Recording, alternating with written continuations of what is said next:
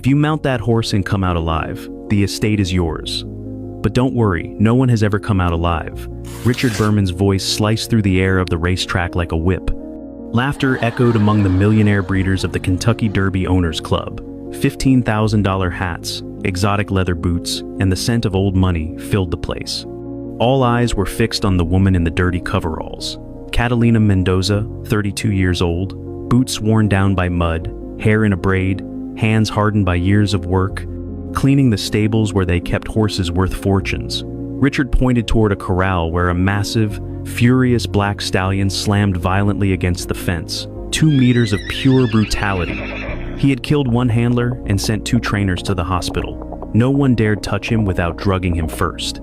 "Come on, Mexican," Richard insisted. "If you manage to ride him without dying, I'll give you my breeding ranch. It's worth $80 million, but when he snaps your neck, at least you'll die dreaming big." The crowd waited for her reaction. They expected Catalina to cry, to run, to beg, but she stood still. This wasn't a joke.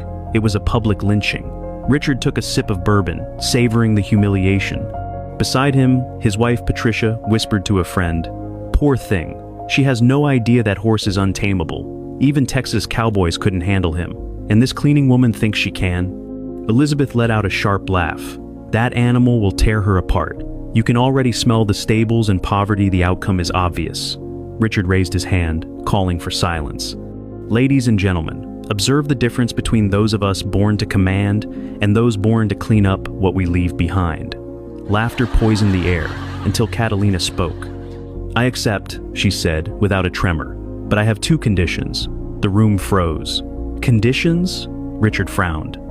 "You, an employee setting rules? Go on. Do you want to write your will before you die?" Catalina held his gaze without backing down.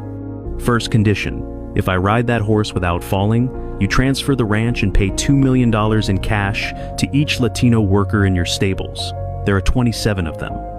"That's $54 million total," the crowd gasped. Richard laughed in disbelief. "You're